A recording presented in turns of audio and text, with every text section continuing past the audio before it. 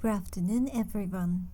First of all, I'd like to thank the organizer, Christian Medical College, for inviting me to present to you. Today, I'd like to introduce our recent efforts on development of the optimal conditioning therapy for children with acquired pulmonary failure.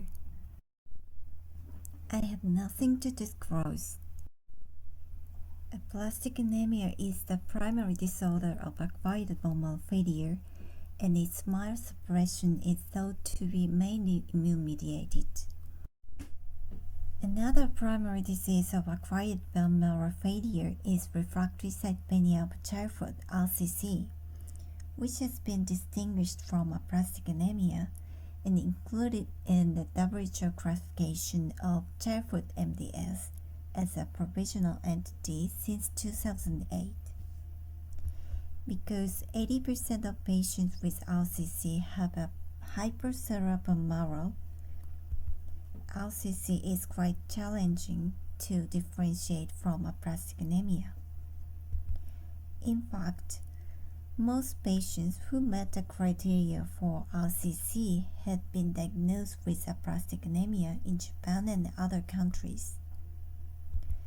Therefore, the same treatment has been adopted for aplastic anemia and RCC, which includes the stem cell transplantation conditioning regimen. Our question is whether a different conditioning regimen is required for RCC from aplastic anemia. The standard conditioning regimen for BMT in patients with aplastic anemia is originally high-dose cyclophosphamide and antitymocyte globulin (ATC). However, the high-dose cyclophosphamide is correlated to excess toxicities such as cardiac dysfunction. Recently, fludarabine has been incorporated into conditioning regimens as a strategy to reduce the dose of cyclophosphamide. The EBMT has recommended a regimen comprising fludarabine, a lower dose of cyclophosphamide. This dose is equivalent to about 40 mg per kilogram in children, and ATC for pediatric patients, and the same regimen combined with 2 gray of TBI for adult patients. However, a high incidence of graft failure at 17% was observed. So they proposed to increase the cyclophosphamide dose to 120 mg per kilogram. To investigate the optimal dose of cyclophosphamide combined with fludarabine, ATC, and low-dose TBI, a prospective study in the U.S. compared the 4 doses of cyclophosphamide 0 to 150 mg per kilogram. 96 patients with aplastic anemia were included in the study, and the arms receiving 0 and 150 mg per kilogram were quickly closed due to the high incidence of primary graft failure and excess toxicity, respectively. So 50 to 100 was recommended. However, in each arm, the incidence of graft failure, mainly late graft failure, was still high, with 12% and 15% respectively. Importantly, the dose of cyclophosphamide increases and regimen-related toxicities such as cardiac, renal, and pulmonary dysfunctions also increase. In the UK, a similar first-line approach with alemtuzumab has been adopted for aplastic anemia, and a study that included 50 patients showed the incidence of graft failure of 12%. Given this, adjusting the dose of cyclophosphamide or the use of alemtuzumab instead of ATC will not overcome graft failure. Moving on to RCC. The EVOC MDS has offered the MDS-oriented therapy for RCC, This showed the outcome of 90 patients with RCC who were transplanted with busulfan, cyclophosphamide, and melphalan myeloablative conditioning, and high incidence of TLM was observed. Therefore, they revised the conditioning for hypercellular RCC to fludarabine and thiotepa-based regimen. However, considerable instances of primary or late crop failure were reported in both initial and updated studies that included 19 and 169 children with RCC, respectively. In Japan, as I mentioned earlier, we have offered the aplastic anemia-oriented conditioning regimens for both aplastic anemia and RCC. For match-related donor transplant, the regimen consists of high-dose cyclophosphamide and ATZ with or without low-dose TBI has been adopted, and fludarabine, half-dose cyclophosphamide and ATZ with or without low-dose TBI conditioning is used for unrelated donor transplantation. However, after the introduction of the fludarabine-based regimen, a proportion of patients presented with late graft failure, particularly with full donor chimerism, which is referred to as donor type aplasia. And this complication is the main causes of treatment failure after transplantation in children with acquired bone marrow failure. This shows the clinical course of representative case with donor type aplasia.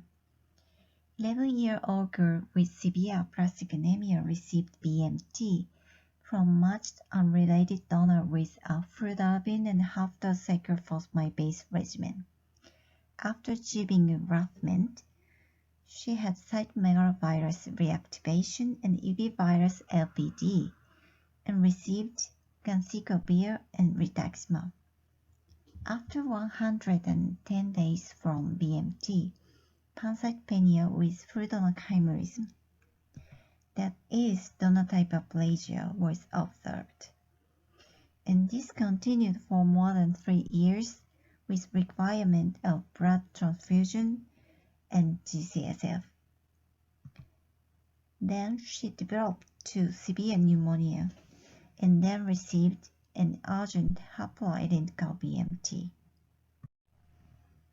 Regarding the risk factors for donor type aplasia, our previous analysis of 660 patients using data from a nationwide transplantation registry showed a striking correlation between donor type aplasia and fludarabine-based regimen.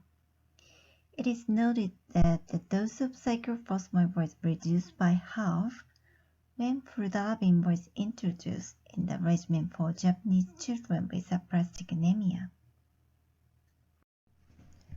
So we then investigated the impact of the dose reduction of cyclophosphamide. As shown here, in patients receiving the fludarabine-based regimen, the incidence of donor type aplasia in the reduced dose cyclophosphamide group was 15%, whereas donor type aplasia was not observed in the high-dose cyclophosphamide group. This suggested that the recent increase in the occurrence of this complication may be associated with the reduced dose of cyclophosphamide rather than the use of fludarabine.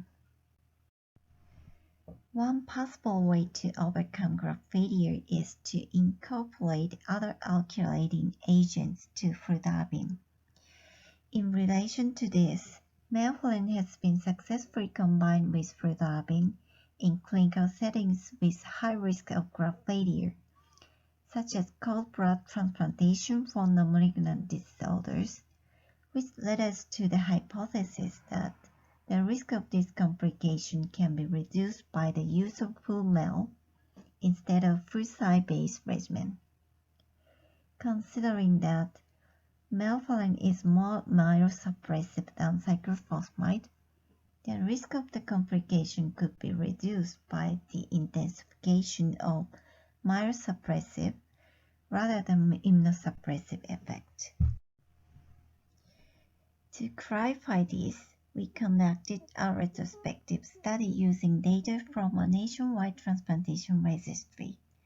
Patients with acquired bone marrow failure, aplastic anemia, or RCC, who were younger than 16 years and received their first BMT between 2000 and 2016 with either full-MEL or full-site conditioning regimen were included in this study. We compared the outcomes between the two regimen groups. The final study population comprised 367 patients, 71 in the full-MEL group and 296 in the full-site group, respectively. This showed the baseline patient characteristics of the two conditioning groups. The proportion of patients with RCC was higher in the full-MEL group than in the full-site group. In addition, the full-MEL regimen was more likely to be used in more recent transplantations. Other characteristics did not differ between the two groups. This showed the transplantation characteristics of the two groups.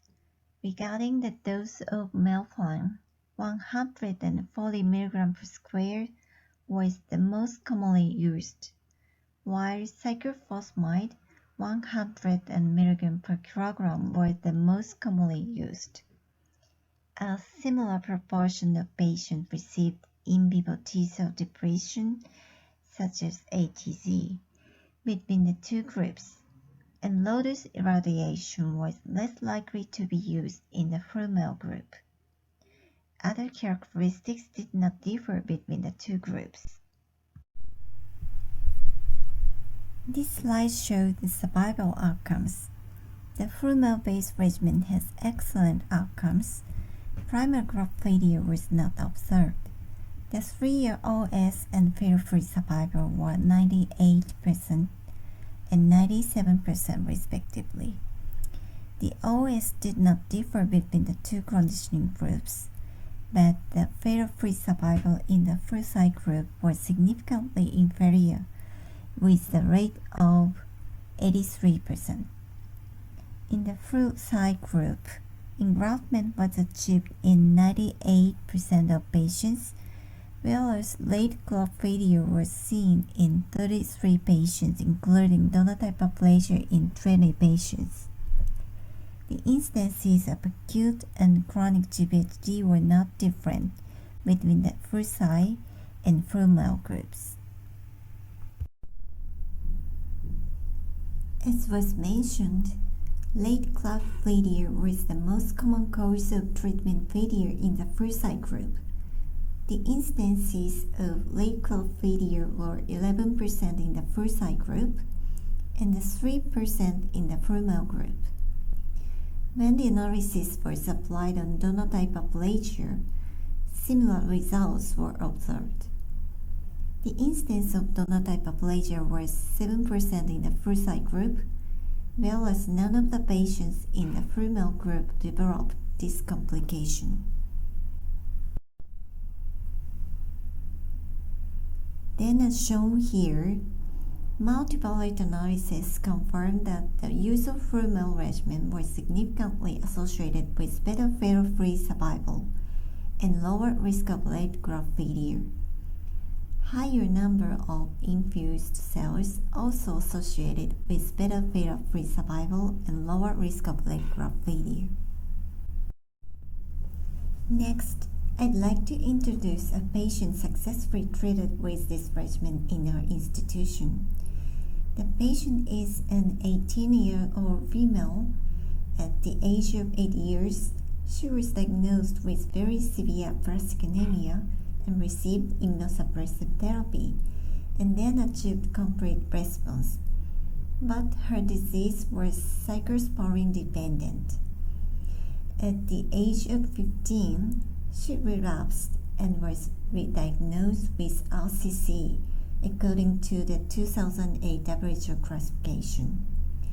At 18 years old, she underwent unrelated BMT with the regimen consisting of fludarabine 140 mg per square of melphalan and ATZ with low-dose TBI. Engraftment was achieved at day 16. Spontaneous result EB virus reactivation was observed, but any other infections, GVHD, and late crop failure, including donor hyperplasia, were not seen. Importantly, at 5 months after transplantation, her ovarian function was recovered, and she's in good clinical condition for more than 7 years after BMT, and now she works as a nurse in a stem cell transplantation unit. In summary, our data demonstrate that the Flumel-based conditioning regimen has an advantage compared with the Flucy-based regimen in children with acquired bone marrow failure. Considering this, currently a regimen comprising fludarabine 125 mg per square, melphalan 140 mg per square, and ATZ 5 mg per kilogram with or without low-dose TBI is recommended for children with acquired bone marrow failure, both aplastic anemia and RCC receiving BMT, and has been included in the treatment guidelines in Japan. Now, let me move on to cord blood transplantation, CBT, and haploidentical transplantation. This shows the results of an early study of CBT for aplastic anemia from the Japan Cord Blood Bank Network. The study included 31 patients and reported a 2-year OS of 41% and engraftment of 55%. This study also revealed that the use of ATZ was significantly associated with poor survival in the setting of CBT. Given, we do not recommend the use of ATZ for CBT.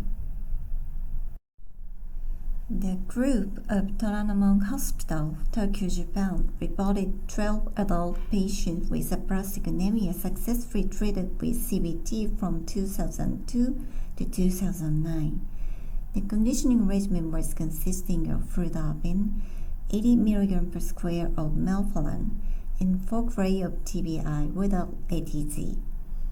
Engraftment was achieved in 92% of patients, and the 3-year OS reached 83%.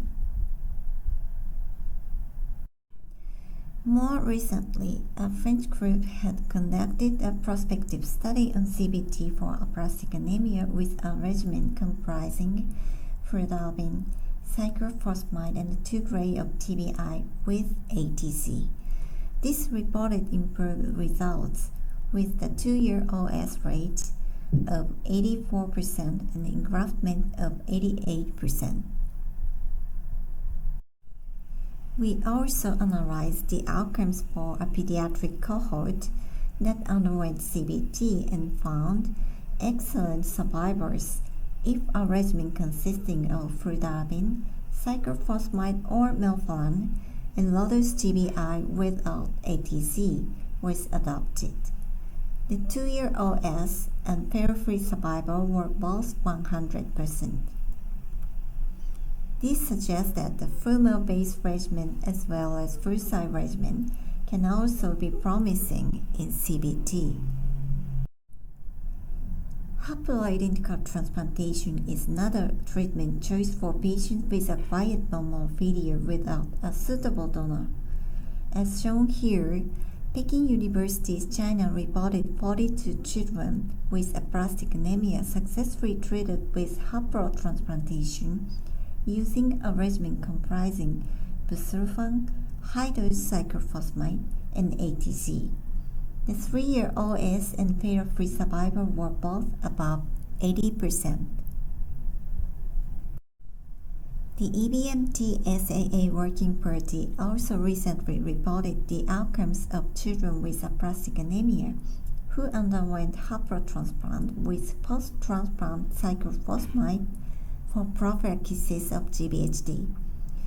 This study revealed that the regimen consisting of fludarabine, reduced dose of cyclophosphamide, and 2 grams of TBI with or without ADZ was significantly associated with better OS with the rate of 93%. This shows the results of our recent study in an analysis of 43 children with aplastic anemia who underwent haploidentical transplant between 1992 and 2013 in Japan. We found favorable results with a conditioning regimen comprising fludarabine, melphalan, and ATZ with or without low-dose TBI. The 5-year OS and fail-free survival were 100% and 88% respectively. Our data suggests that full-meal-based regimen can also be promising in the setting of haploidentical transplantation. In conclusion, the full-meal-based conditioning regimen can be a new standard treatment for children with acquired bone marrow failure receiving hematopoietic cell transplantation. This is all for my presentation. Finally, I'd like to say that many doctors in Japanese Red Cross Nagoya First Hospital, Nagoya University, the JSTCT Pediatric Aplastic Anemia Working Group, and the Japan Childhood Aplastic Anemia Study Group contributed to the presented works. Thank you very much for your kind attention.